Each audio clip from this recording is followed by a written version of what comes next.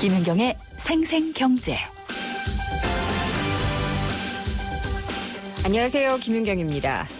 2015년 봄 개편을 맞아서 저희가 한 주 동안 힘내라 대한민국, 살아라 경제를 외쳐 불렀습니다.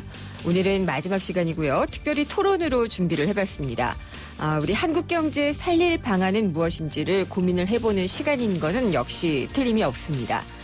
그중에서도 올해 초부터 열풍을 불어일으키고 있는 것, 인터넷 전문은행, 모바일 결제 이런 것들을 다 통틀어서 금융과 기술의 결합, 핀테크로 이야기를 할 수가 있을 것 같습니다. 가장 보수적이라는 금융권에서도 핀테크를 위한 변화의 바람이 거세게 불고 있다고 하는데요. 이 핀테크가 우리 경제, 금융의 어떤 성장 동력이 될 수 있을지 잠시 후 3, 4부에서 최고의 전문가분들 모시고 자세히 얘기 나눠보도록 하겠습니다. 김은경의 생생경제 1부 시작합니다.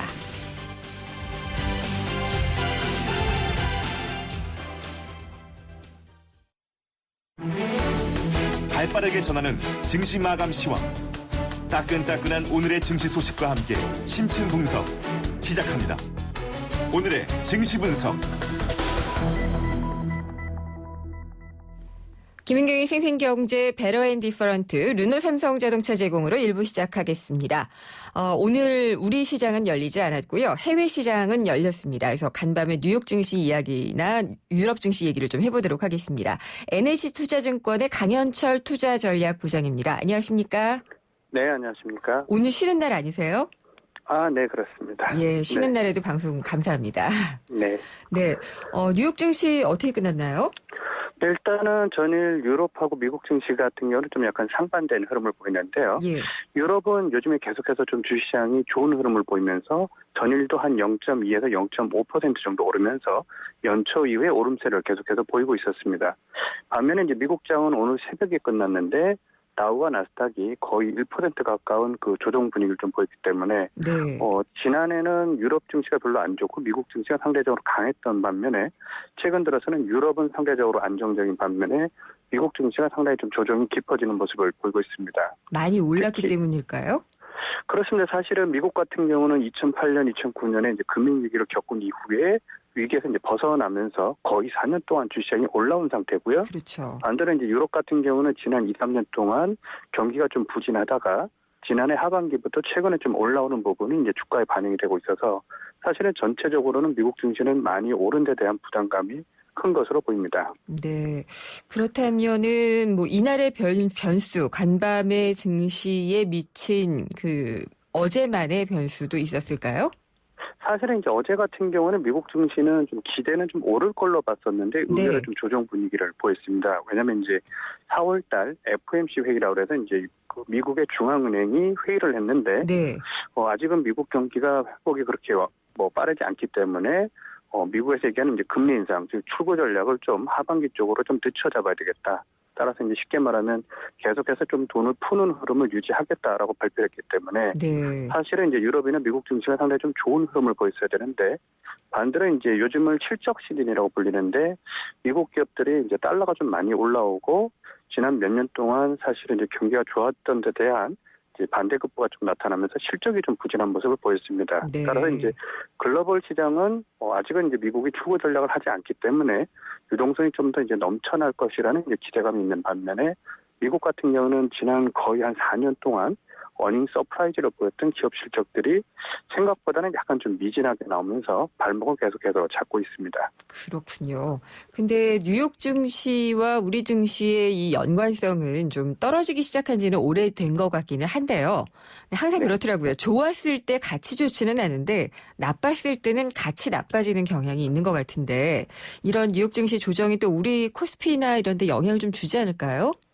사실은 이제 정확한 말씀은 이제 지난 4년 동안 미국은 계속 좋았고 예. 국내 증시는 사실 거의 오른 게 없었기 때문에 그렇죠. 거의 상관관계가 좀 없었습니다. 네. 이제 문제는 오른 게 없는데 이제 갑자기 미국이 빠지면은 국내 증시에는 이제 부정적 요인이 될 수 있는데 예. 최근 미국 증시는 이제 본격적인 하락이라기보다는 많이 오른 다음에 고점 부근에서 좀 옆으로 기는 조정 양상을 보이고 있고 네. 반대로 이제 미국 대비 못 올랐던 나라들이 이제 저희가 얘기하는 이제 갭 줄이기 차원에서 상대적으로 이제 빠른 속도의 이제 가격 상승을 보이고 있기 때문에 미국이 이제 본격적인 조정 국면에 진입한다면은 국내나 이제 아시아 증시에서 부담이 될 수 있겠지만은 미국은 거의 뭐 역사적 최고치에서 약간 옆으로 쉬는 모습. 그렇다 보니까 이제 주변국들은 거기에 눈높이를 맞추면서 좀 따라가는 흐름이어서 네. 아직은 이제 부정적 변수로까지는 작용하지 않고 있습니다. 중국 증시도 요즘 많이 달리던데요. 중국 증시는 어떨까요? 계속? 요즘에 사실은 가장 핫하면서도 좀 우려감들이 많이 나타나고 있는 게 이제 중국 증시인데요. 네. 4월 한 달에만 20% 가까이 올랐기 때문에 사실은 기록적인 상승을 보였고 작년에 연간으로 40%, 예. 올해도 벌써 한 30% 가까이 뭐 4월 말까지 가격 상승을 보였기 때문에 중국 증시는 사실은 이제 굉장히 사람들이 기대도 많이 하지만 이게 좀 많이 올라서 한 번 정도 조정을 받지 않겠는가라는 예. 우려감이 좀 있습니다. 그렇군요. 그러면은 뭐 중국도 그렇고 미국도 그렇고 우리도 이 본격적인 조정 장세에 들어가는 건 아닐까요? 어떻게 보시나요? 5월 증시는요? 사실은 이제 5월 증시는 국내 같은 경우에는 실적이 굉장히 좀 잘 나오고 있기 때문에 네. 뭐 펀더멘털 측면에서 본다면 오히려 미국보다는 이제 국내 증시가 좀 좋은 상태고요. 다만 최근에 좀 이슈가 됐었던 게 코스닥의 이제 내추럴 엔도텍이라는 회사가 네. 약간 이제 제품에 문제가 있는 것으로 밝혀지면서 코스닥 시장이 급락을 하고 있고 이게 오히려 거래소 시장에도 투자 심리를 좀 위축시키는 모습이어서 국내 증시는 이제 실적은 괜찮은데 투자 심리에 단기 악재가 발생을 좀 해서 네. 5월 초 중순에 이 부분을 잘 걷어낸다면은 다시 한번 그 반등세가 가능할 것으로 보입니다. 예, 그렇군요. 5월에 혹시 그 코스피 지수의 예상치 같은 것들도 내놓으셨나요? 사실은 그 저희 같은 경우는 이제 월간 지수 전망은 안 하고 있고요. 아, 잘 안 그렇군요. 맞기 때문에. 예. 근데 이제 전 증권사들이 대부분 한 2,200은 무난하지 않겠는가라고 좀 네. 보고 있었는데 예. 일단은 최근에 이제 심리를 좀 위축시키는 악재가 있어서 단기적으로 한 2,000선 초중반에서 저점을 확인한 다음에 아, 그렇군요. 다시 이제 위쪽의 방향성을 가질 것으로 보입니다. 네, 알겠습니다. 다음 주면은 이제 5월에 우리 5월. 증시도 시작이 네, 되죠. 그렇습니다. 예, 오늘 말씀 잘 들었습니다. 감사합니다. 감사합니다. NH투자증권의 강현철 투자전략부장이었습니다. 오늘 하루 당신이 꼭 알아야 할 경제 뉴스는 중요한 경제 뉴스를 콕콕 집어드립니다.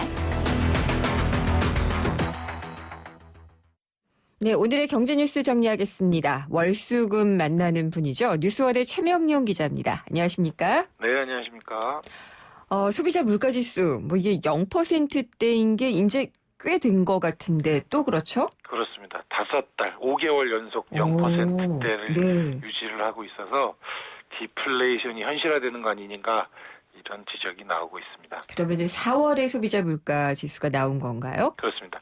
통계청이 4월 소비자 물가 동향을 오늘 발표를 했는데요.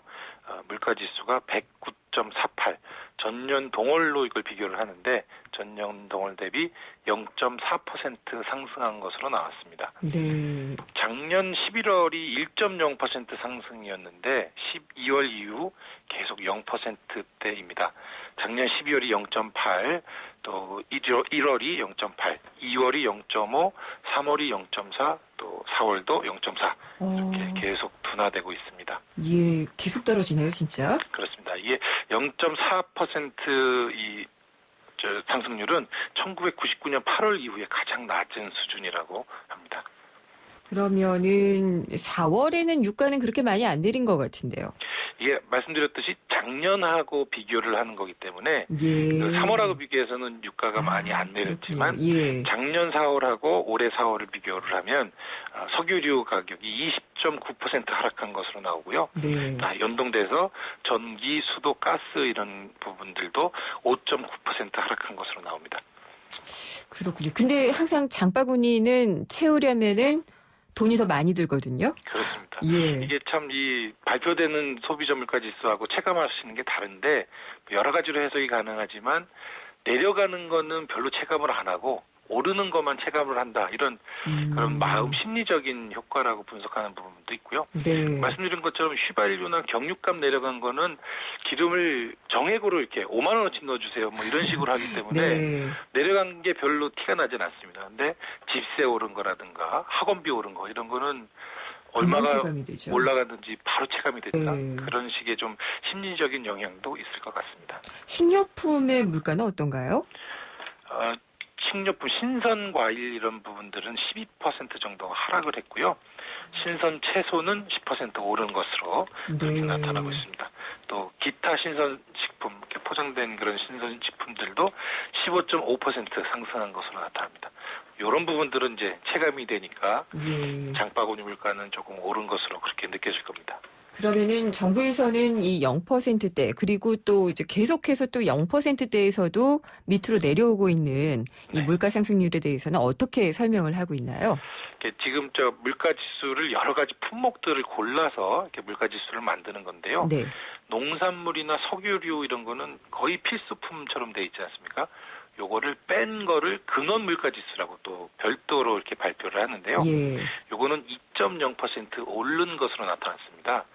그러니까 이 물가 전체 물가 석유의 영향을 받아서 전체 물가는 좀 내렸지만 근원적으로 생필품을 빼고 이렇게 보면 물가는 좀 오르는 추세가 여전하다. 디플레이션 우려는 없다. 이렇게 평가는 하는데요.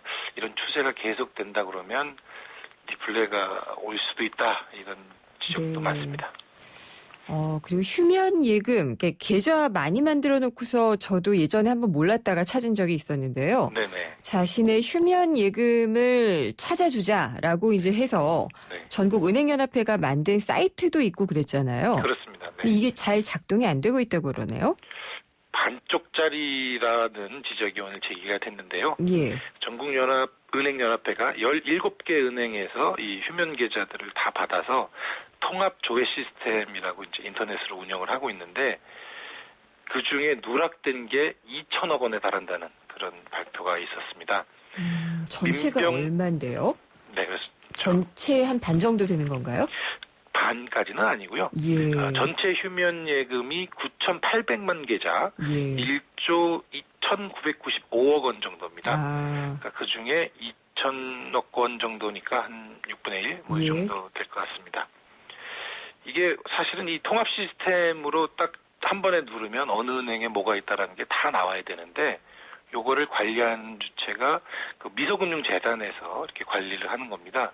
은행들이 휴면 예금을 미소금융재단으로 보내고 거기서 통합으로 관리하자 이렇게 돼 있는 건데 이 누락된 2,066억 원은 은행들이 그 미소금융재단으로 보내지 않은 겁니다. 그래도 되는 거예요? 이게 뭐 단순 실수일 수도 있고요. 예. 이게 그 은행이 어떻게 보면 이제 서비스를 하는 것이기 때문에 은행을 찾아가서 확인을 하면 되긴 되거든요. 예. 그러니까 이게 뭐 크게 잘못됐다, 뭐 불법이다 이런 것까지 논란이 될 것은 아닌 것 같고요. 좀 이렇게 기왕 이런 서비스를 했으면 좀 더 세심하게 모든 계좌를 좀 체크를 해야 하는 게 아닌가 이런 좀 아쉬움이 남는 대목입니다. 그래도 통합해서 하나로 찾을 수 있도록 했다라고 하면은 협조를 해서 은행들이 줬어야지 되는 거는 맞는 것 같고요. 그렇습니다. 네. 휴면 예금이 상당하군요. 그렇습니다. 이게 아마, 미소금융재단에서 이거 관리하는 이유가 네. 몇 년이 넘어가면은 이쪽 재원으로 쓰이게 되죠. 그렇습니다. 그런 재원으로 쓰자라는 취지도 있었는데요. 네. 뭐 어쨌건 은행을 찾아서 확인을 하시면 이 다 체크를 해서 돌려받을 수 있으니까 뭐 계좌당 뭐 10,000원, 20,000원 돈 정도밖에 안 되긴 하지만 그것도 뭐 소중한 돈이니까 물론이죠. 한번 체크를 해보시면 좋을 것 같습니다. 네. 애플이 드디어 이제 애플워치를 내놨는데 네, 비싸잖아요. 그렇습니다. 이게 또 비싸도 이게 좀 너무 비싼 게 아닐까. 좀 많이 비싼데 마진율은 또 굉장히 낮다면서요. 그렇습니다. 그러니까 원가에 비해서 너무 좀 비싸게 책정을 한 게 아닌가 이런 지적이 있었습니다. 네. IHS라는 미국의 시장조사기관이 애플이 내놓은 그 애플워치를 다 분해를 해서 원가가 얼마인지를 분석을 해봤는데 원가가 83.7달러, 우리 돈으로 약 9만 원에 불과했다고 합니다. 이 애플워치 판매 가격이 349달러, 약 38만 원 정도였거든요. 네. 9만 원을 들여서 만든 다음에 38만 원에 29만 원을 붙여서 그렇게 팔았던 거죠. 뭐 이걸 참 애플 나쁘다 이렇게 얘기를 해야지 되는 건가요? 뭔가요? 나쁘다라고까지 뭐 네. 좀 이렇게 자본주의 사회에서 좋은 예. 물건을 브랜드 가격 자기들 브랜드 관리하는데 들인 비용이 있으니까 이렇게 비싸게 팔겠다 하는 건 뭐라고 할 수 있는 문제는 아니지만 좀 합리적인 소비를 하는데 한번 이 잣대는 생각을 해보시는 게 어떨까 그런 생각이 듭니다. 제품을 다 뜯어서 뭐 디스플레이에 들어가는 거 뭐 얼마 뭐 이런 것들을 다 계산을 해본 거군요. 그렇죠. 그러니까 디스플레이 지금 말씀하신 그 OLED 디스플레이 예. 패널이 $20, 뭐 네. 애플리케이션 프로세서 이런 반도체 칩이 $10 이렇게 부품의 원가를 쭉 계산을 한 거고요. 여기에 조립 비용까지만 딱 조사를 한 겁니다. 네. 사실은 이외에 마케팅 비용, 판매 관리비, 또 말씀드린 것처럼 브랜드 관리비 이런 것들이 다 포함이 돼서 비용 처리가 되고 영업이익은 얼마가 이렇게 나오는 건데 다른 제품들에 비해서 유독 애플워치의 이 원가 대비 마진율이 좀 높은 게 문제다 이런 지적이 있습니다. 갑자기 제가 썼던 모든 애플 제품의 원가와 마진율도 궁금해지는데요. 그 바로 직전에 내놨던 아이폰 6나 아이폰 6 플러스는 예. 원가 대비 마진율이 69, 71 이 정도였습니다. 비슷하네요. 애플워치보다는 조금 낮은 수준이고요. 예. 말씀드린 것처럼 그런 여러 가지 다른 부가적인 비용들이 있는 건데 그거는 빼고 얘기를 한 거니까 네. 그게 다 그만큼이 수익이다 이렇게 오해하실 필요는 네, 없고요. 애플이 갖고 있는 어떤 브랜드의 이미지를 또 우리가 사는 거니까요. 그렇습니다. 그걸 만들어놨던 것들도 또 계산을 하는 게 맞을 수도 있겠죠. 맞습니다. 코롱하고 미국 듀폰하고 소송이 붙어있던 게 있었는데 이게 일단락됐다고요? 꽤 오래된 일입니다. 한 6년 네. 동안 소송을 끌었는데 최근에 듀퐁하고 합의를 해서 일정의 비용을 배상을 하고 문제를 이제 다 끝내기로 그렇게 합의를 했습니다. 아라미드라는 이런 첨단 섬유인데요. 이게 네. 굉장히 고강도의 섬유입니다. 총알도 뚫을 수 없고 불에도 이렇게 강하게 견디는 그런 특수 섬유인데 듀퐁이 먼저 이거를 케블라라는 제품으로 판매를 하고 있었는데 코롱이 뒤늦게 헤라크론이라는 제품으로 만들어서 시장에 내놨더니 우리의 특허를 침해했다. 특히 네. 또 코롱이 채용한 사람이 듀퐁에 있다가 해고된 사람을 채용을 해서 오. 컨설턴트로 썼는데 이 일을 통해서 이렇게 영업 비밀이 좀 이렇게 유출된 거다 이렇게 듀퐁이 주장을 했고요. 네. 1심에서는 우리 돈으로 1조 원, 9억 달러를 내라 이렇게 판결을 냈다가 항소심에서는 또 증거가 불충분하다라고 이제 다시 코롱의 손을 들어줬고 네. 이번에는 이제 재판 결과가 아니라 양측이 합의를 통해서 예. 약 한 3천억 원을 지불하는 걸로 했는데요. 3천억 원을 지불하고도 시장에 빨리 진입하는 게 훨씬 효과적이고 좋다라는 평가를 받고 있습니다. 네, 잘 들었습니다. 감사합니다. 네, 고맙습니다. 뉴스원의 최명용 기자였습니다.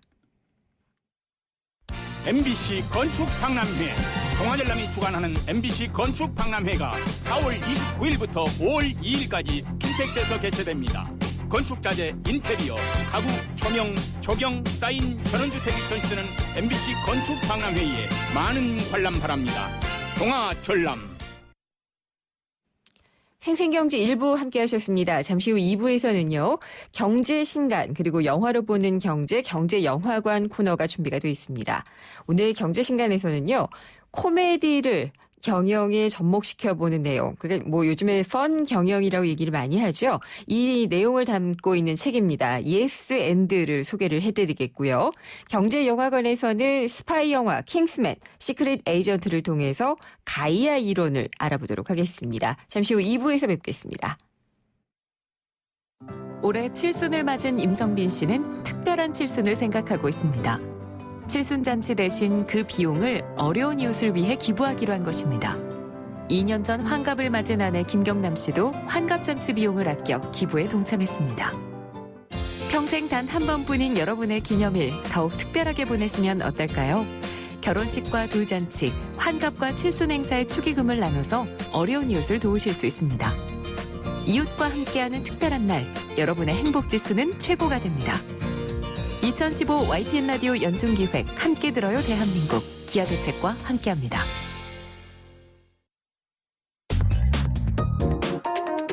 우리 경제의 민낯을 한꺼풀 벗겨보는 경제 뉴스. 경제를 위한 새로운 시각. 김윤경의 생생경제.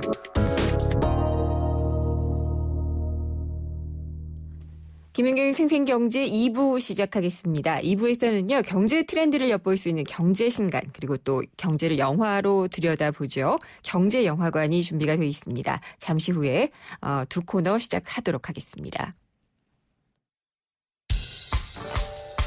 생생경제가 뽑은 이 한 권의 책. 화제의 경제신간.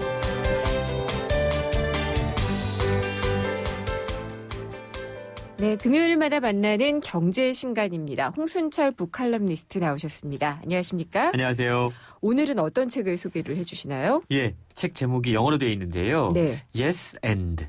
쉬운 영어인데요. 네, 그렇죠. 쉬운 영어죠. 하지만 어떤 뜻인지를 잘 모르겠는데 네. 소개를 좀 해주세요. 예, 코미디 프로그램 좋아하세요? 보시는 아주 거? 좋아해요. 아, 그러시군요. 예. 요즘 이 개콘 프로그램 가운데서 민상토론이라는 그게 장안의 화제라는데 제가 못 보고 있어요. 예. 저 즐겨보고 있는데요. 시작한 네. 지 얼마 안 됐어요. 그 유민상 씨, 김대성 씨가 패널로 등장을 하고요. 박영진 씨가 사회로 나선 토론 프로그램이에요. 그래도 민상토론이네요. 예.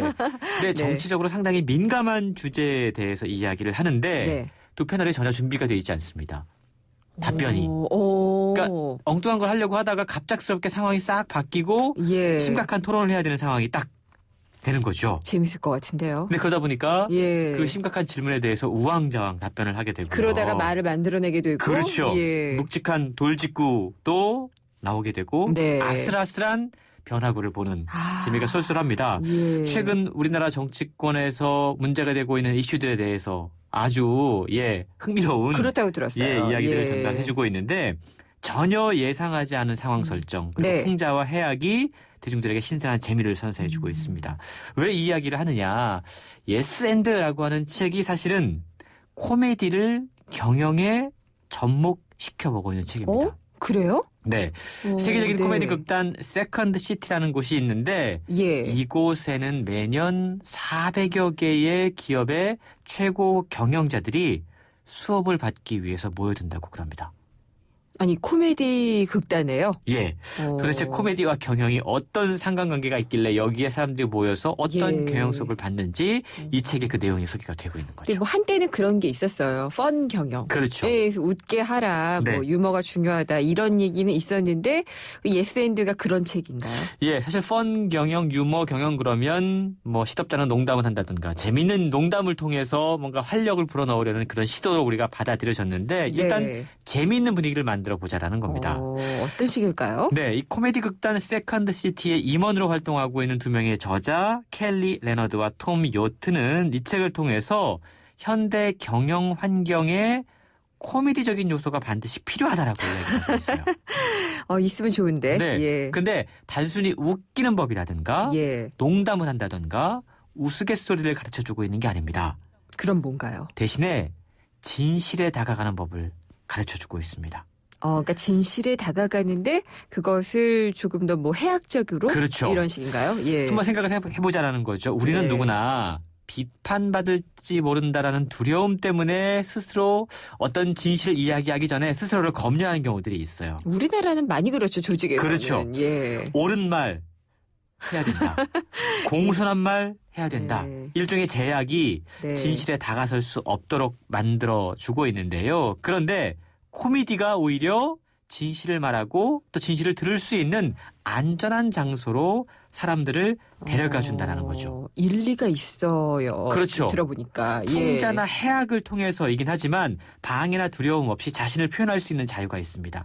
민상 토론을 보고 사람들이 통쾌하다라고 느끼는 이유는 함부로 예. 말하지 못하는 주제에 대해서 코미디를 통해서. 그렇죠. 예. 진실을 이야기를 하고 있거든요. 그렇군요. 그러니까 위기 상황에서 진실을 이야기할 수 있는 용기, 이게 바로 코미디의 진정한 매력이고요. 이러한 코미디의 환경을 책은 적절한 무례함이 필요하다. 이해가 되네요. 그렇죠. 네. 권위와 관습에 도전하고 규칙의 의문을 제기할 때 재미가 발생하고 혁신은 탄생한다. 그렇죠. 상사들이 썰렁한 농담 한마디 하고 다 웃어줘야지 되는 그런 상황이 그런 분위기 펀경영이 말고요. 아닌 거죠. 맞습니다. 예. 책의 내용을 들어보고 가도록 하겠습니다.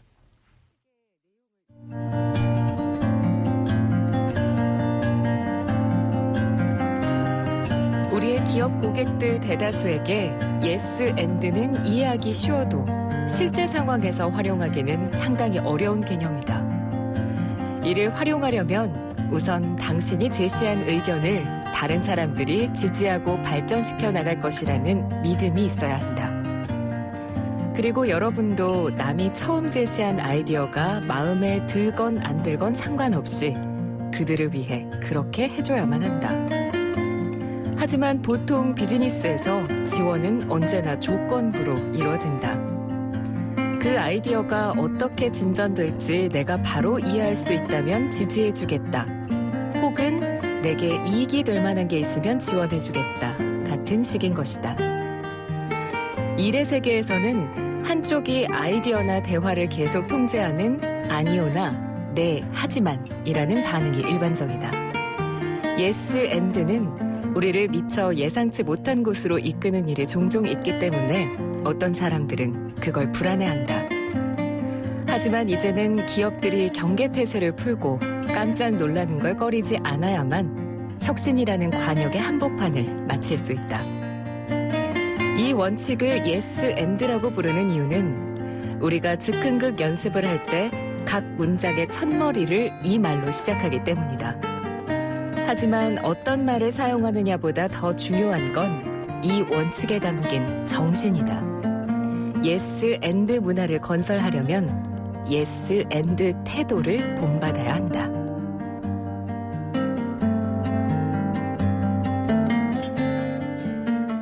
책의 내용을 들어보니까 어느 정도 좀 감이 잡히네요. 그렇죠. 그러니까 보통 얘기를 하다가 아니야 no라고 한다든지 그래 맞긴 맞는데 그렇지만 이렇게 안 하고 yes 일단 그다음에 긍정하고 가는 거죠. 뭔가를 끌어내라는 거죠. 그런 근데 얘기네요. 이제 실제로 우리 비즈니스 환경에서는 기브 앤 테이크, 그럼 철저하죠. 네, 조건부 문장들이 익숙하잖아요. 네. 예를 들어서 뭐 해주면 네, 뭐 해줄게. 예. 혹은 상대 기업이 어떻게 나오면 네. 우리는 어떻게 대응한다. 근데 이러한 조건부 사고방식에서는 새로운 아이디어가 나오기 힘들다라는 겁니다. 네. 일단 no but 비판과 거절은 창의력을 가로막고요. 네. 소통을 방해한다라는 거죠. 이 책의 제목으로 사용된 yes and는 코미디 극단 세컨드 시티에서 가장 중요하게 생각하는 원칙이라고 그래요. 그렇군요. 우리가 한번 즉흥극을 한다라고 한번 가정을 해보죠. 네. 코미디를 만드는 겁니다. 예. 무대 위에 두 사람이 있어요. 근데 한 배우가 꼼짝마, 난 총을 갖고 있어. 그러면은 그냥 전 얼어버릴 것 같은데. 이렇게 말할 때 예. 예를 들어 다른 배우가 야, 그게 무슨 총이야. 손가락이잖아. 이렇게 이야기를 해버리면 네. 판이 깨져요. 맞아요. 즉흥극이 성립하지 못합니다. 그러니까 부정을 하게 된 거죠. 그렇죠. 예. 그래서 이런 상황을 한번 가정을 해보자라는 거죠. 그러면은 이런 상황에서는 꼼짝마, 난 총을 갖고 있다고 그러면은 상대방이 뭐라고 긍정을 해야 되나요? 예. 일단 그 상황을 받아들이면서 새로운 무언가를 덧붙여 보자라는 겁니다. 꼼짝마, 난 총 갖고 있어! 라고 말하면 예. 그래? 그럼 네 뒤를 한번 봐. 예, 재밌네요. 이야기를 전개해 나갈 수 있는 네. yes and의 답변. 네. 그래야지만 재미가 발생하고 다음 무언가로 발전할 수 있다. 이것이 바로 yes and의 표현이고 yes and의 태도다라고 이야기를 하고 있는데요. 네. 상황을 무시하는 거절하는 no but이 아니라 상황을 인정하고 수용하는 yes and가 진정한 유머 경영이고 펀 경영이고 네. 이것을 통해서 긍정적인 결과를 도출해낼 수 있다는 건데요. 책은 조직 구성원들의 창의력을 높이고 소통을 보다 원활하게 하고 또 위기 상황에서 대응력을 키우기 위해서 yes and 정신이 반드시 필요하다라고 역설을 하고 있습니다. 네, 이게 뭐 다른 조직이 아니라 우리나라 조직에는 다 필요한 것 같아요. 딱딱하게 경직이 돼 있고 일단은 다 그러잖아요. 선배들이 저한테 그렇게 가르쳤고 네. 일단은 네 하고 봐. 그렇죠. 예, 저도 일단은 네 하는 놈이 이뻐 이렇게 얘기를 하거든요. 네. 정말 경직돼 있어요. 사실 우리가 지금 살고 있는 환경이 복잡성, 불확실성 이런 얘기들 많이 하잖아요. 네. 경영 환경이라는 게 대본 없이 흘러가는 즉흥극과도 유사하거든요. 사실 그렇죠. 대본도 없고요. 애드립이 준비되어 있어야 됩니다. 그리고 즉문즉답. 음. 문제가 발생하면 바로 답을 할 수 있는 상황들이 수시로 발생하고 있는데 이럴 때 물론 전략적인 기술이라든가 분석적인 기술이 필요할 때도 있지만 갑자기 펼쳐진 상황에 기업들이 얼마나 순간적인 대응을 잘 해내느냐에 따라서 네. 소비자들이 큰 영향을 받을 수 있다는 겁니다. 땅콩 회항 사건 떠올려 보시면 그때 어떻게 네네. 대응했는지 그렇죠. 그런 상황에서 귀중한 정말 즉흥극이죠. 교훈을, 예, 우리가 얻을 수가 있는 건데요. 최근 다양한 의견에 귀를 기울이고 긍정적으로 검토하고 거기에 새로운 의견을 덧분 예스 앤드의 자세가 점점 더 요구되고 있다. 우리가 갑작스러운 환경 변화에 유연하게 대처할 수 있는 걸 소프트 스킬이라고 이야기를 하잖아요. 네. 그러한 소프트 기술을 코미디 즉흥극을 통해 배울 수 있다라고 하면서 모두 8가지 요소들 네. 순발력이라든가 유연함 이런 것들을 소개를 하고 있는데요. 정말 재미있게 읽을 수 있는 특히 우리나라 기업 환경에 꼭 필요한 네. 책이 아닌가 싶습니다. 그러니까 창의력이라는 것도 유연성이 있어야지 발휘가 될 수가 있는 거고요. 예. 계속 이렇게 경직된 문화에서 살다 보면은 사고가 경직돼 버리니까요. 그렇죠. 예, 오늘 이 책 정말 재밌게 잘 들었습니다. 예스앤드 소개를 해주셨고요. 홍순철 북칼럼니스트였습니다. 감사합니다. 고맙습니다. Sempre una risposta a tutto. Se voglio fare contento, Totò, ora ti conto una cosa. Aspettiamo. 네, 영화 속에 녹아있는 경제를 살펴보는 시간입니다. 경제영화관 경향신문의 박병률 기자가 전화 연결돼 있습니다. 안녕하십니까? 네, 안녕하세요. 네, 오늘 쉬시는 날인가요? 저는 근무를 합니다. 아, 근무를 하시는군요. 근무의 피로를 잊기 위해서 또 오늘 영화 보셔야겠네요. 네. 이건 본 영화일 텐데 오늘 소개해 주실 영화는 어떤 건가요? 네, 최근에 그 극장가를 강타했던 스파이 영화인데요. 네. 킹스맨 시크릿 아. 에이전트입니다. 보고 싶은데 못 봤네요. 네, 많은 네. 분들도 보셨던데, 예. 이제 킹스맨은 007처럼 좀 말쑥하고 세련되면서 유머러스하고, 그러면서 또 여자도 좀 밝히는, 그래요? 예, 전형적인 영국형 스파입니다. 이 액션은 또 본 시리즈에 필적할 만하다, 이런 또 평가를 네. 받고 있고요. 이 킹스맨의 원작, 슈퍼히어로의 산실인 또 마블 코믹스사, 이 계열사의 또 작품이기도 합니다. 오, 그래요? 네. 예, 저는 그 굉장히 진중함의 상징인 콜린 퍼스가 나오길래, 네. 이 마블 코믹스의 원작일 거란 생각을 못 해봤네요. 예. 그렇군요. 근데 이게 킹스맨은 그러면은 어떤 정보 요원들이에요? 네, 이 영화에서 보면 이제 미국 정부도 영국 정부도 존재를 모르는 그런 에이전트, 네. 그 정보 요원으로 설정이 되어 있는데요. 원래는 이제 권력자들의 옷을 만들어주는 재단사들이 만든 어떤 사적인 조직인데 1차 세계대전 때 이제 권력 후계자들이 대거 목숨을 잃으니까 이 권력자들이 돈을 이제 넘겨줄 데가 없다 보니까 차라리 이 돈을 세계 평화를 위해서 쓰자. 그러면서 만든 비밀 조직이다. 네. 이렇게 영화상에서는 설정이 되어 있습니다. 네. 통상 우리 다른 스파이 영화 보면 정부가 아주 꽁꽁 숨겨놓은 비밀 조직일 경우가 많은데요. 그렇죠. 네, 이 영화, 이 킹스맨의 경우는 비정부 조직이라는 점이 좀 상당히 다르고요. 그러다 보니까 이제 정부 권력이라든가 이런 데 상당히 자유로운 그런 조직입니다. 다시 한번 확인을 하기 위해서 이게 네. 마블 코믹스의 원작이니까 픽션인 거죠?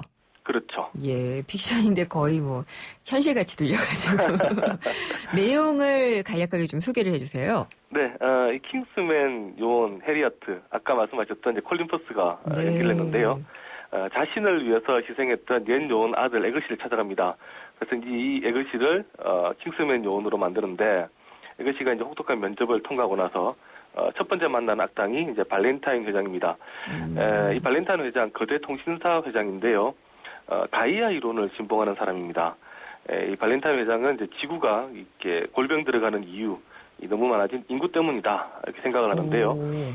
지구 온난화 그리고 이제 자원 고갈 이런 문제를 해결하려면 단순히 환경 문제만 봐서는 아니라 인구를 좀 줄여야 된다라고까지 이제 생각하는 아주 강한 환경론자입니다. 이런 사람들 좀 있잖아요. 가끔씩 전쟁이 한번 나야 된다니까라고 강력하게 얘기하는 사람들이요. 네, 인구가 줄고. 예. 그래서 이제 보완하는 방법이 인간들끼리 서로 싸워서 이제 죽이는 이런 방안을 찾는데요. 그런데 예외가 있습니다. 전 세계 지도층 인사, 또 유능하거나 똑똑한 사람들은 선별해서 살립니다. 나중에 이제 지구를 재건할 때 예. 이런 사람들이 필요하고 그러면 지구가 더 건강해질 수 있다. 뭐 이런 집착이 상당히 이제 강한 그런 사람입니다. 근데 이제 이런 음모를 이제 킹스맨이 알아내고 이제 발렌타인 회장을 가로막는다라는 그런 픽션 내용입니다.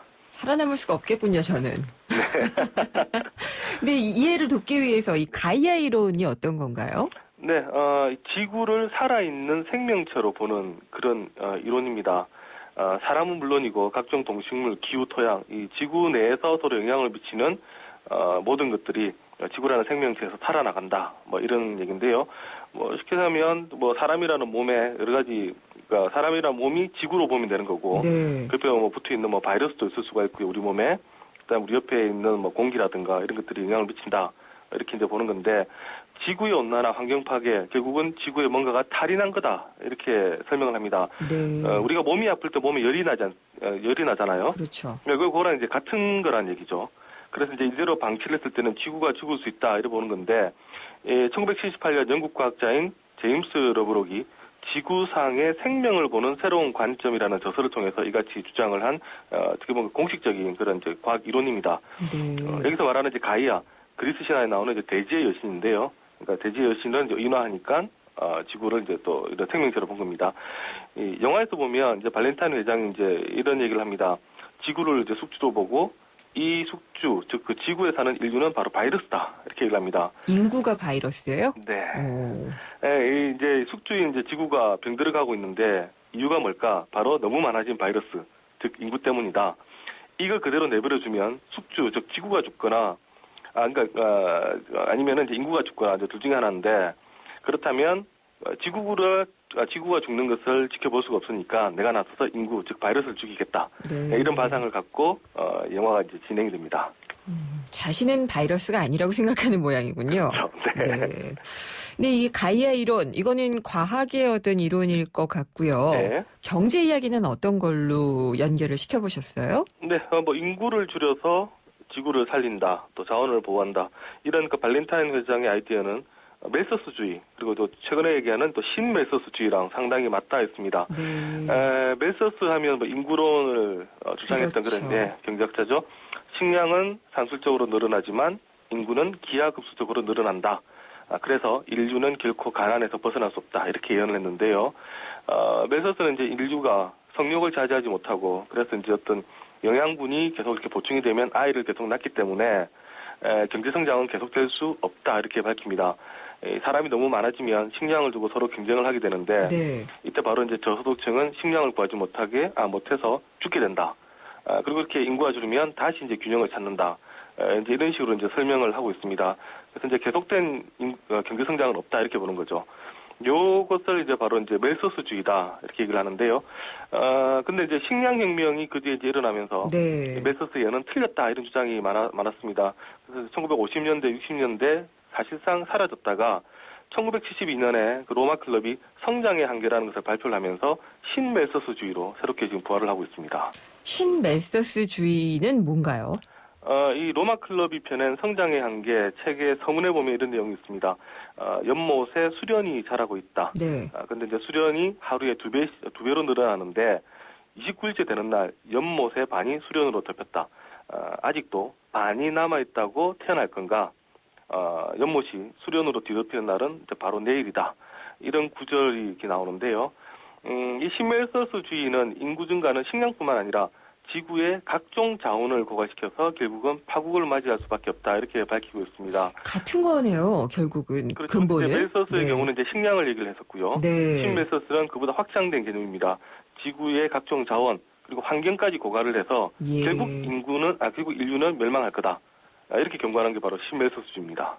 그렇군요. 이게 언제쯤 나왔었다고요? 이야기가? 1972년부터 나왔었고요. 72년부터요. 우리가 지금 말하는 지속 가능한 성장, 예. 바로 이 신멜서스주의의 일종의 산물입니다. 그렇군요. 근데 이 멜서스 같은 경우에 이렇게 악담을 퍼부었으니 생전에 서민들의 사랑을 못 받았다 이런 얘기도 들리더라고요. 네, 맞습니다. 이 멜서스주의의 이제 한계가 바로 이제 지배계층들에게 어떤 면죄부를 주는 건데요. 네. 이게 계속 우리가 이렇게 사회가 좋지 않은 이유가 어떤 인구 증가에 따른 이런 문제 때문에 생기는 거다. 사회적 구조의 문제가 아니다. 이렇게 봤습니다. 그래서 이제 취약한 계층, 도태는 자연스럽다. 그래서 인도적인 그런 지원도 할 필요가 없다. 이런 얘기까지 합니다. 그러다 보니까 많은 이제 경제학자들과 인문학자들이 멜서스를 악마다. 이제 부자들의 전도사다. 이렇게 예. 조롱하기도 했었고요. 이 멜서스에 반대했던 대표적인 지식인이 바로 이제 크리스마스 캐럴을 썼던 찰스 디킨스가 있었고요. 또 뭐 마르크스라든가 데이비드 리카도도 반대를 했습니다. 네. 마르크스 같은 경우는 이렇게 단순 인구가 문제가 아니라 어떤 이제 그 자본가들이 많은 자본을 축적하면서 사회가 더 힘들어지게 됐다 이런 식으로 또 반박을 하기도 했고요. 경제에 대해서 이제 경제는 암울한 학문이다 이런 말을 많이 하는데 네. 바로 이 말이 이제 멜서스의 인구론에서 인구론을 보고 나왔던 이제 그런 또 용어기도 합니다. 만약 멜서스가 맞다면 이 경제학은 결코 인류를 살릴 수 없다.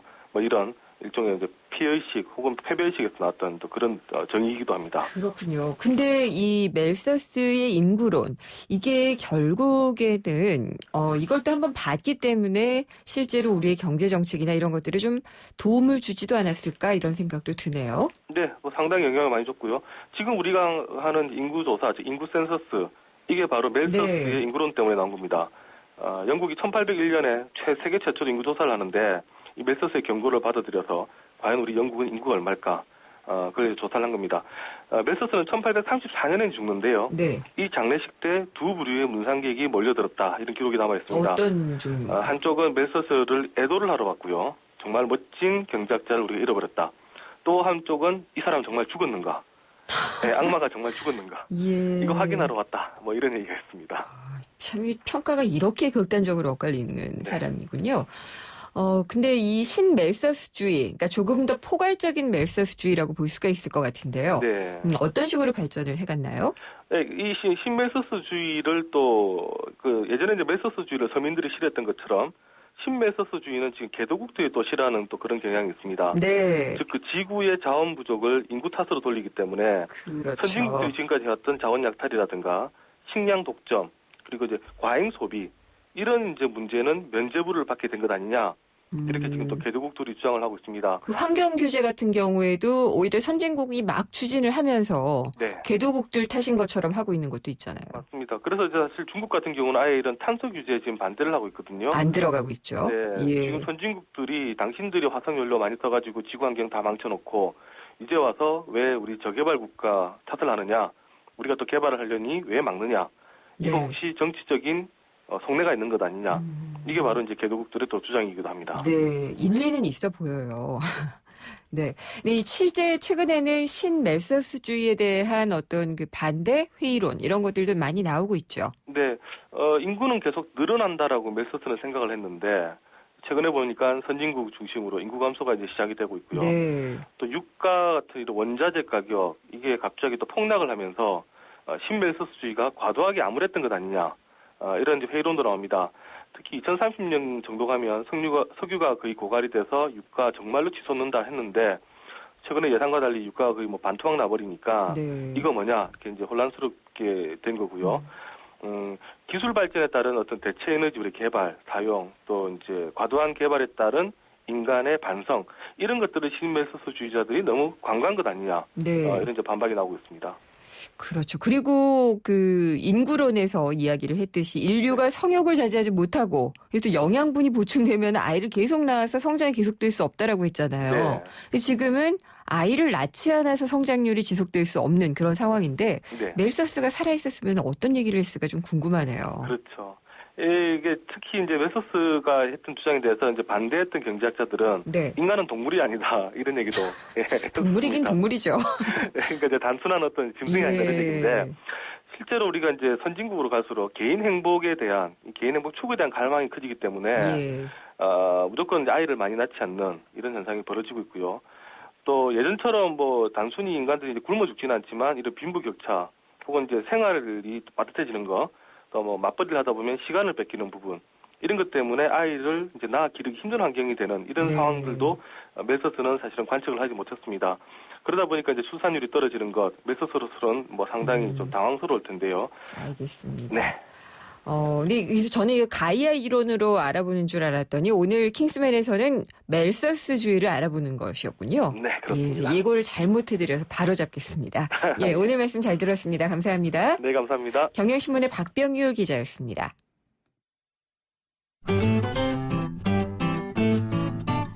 생생경제를 다양하게 만나는 방법. YTN 라디오 앱 예스와 웹사이트 김윤경의 생생경제 또는 트위터 YTN_이코노미로 실시간 듣기와 다시 듣기를 하실 수 있고 방송 내용에 대한 문의와 의견을 주실 수 있습니다.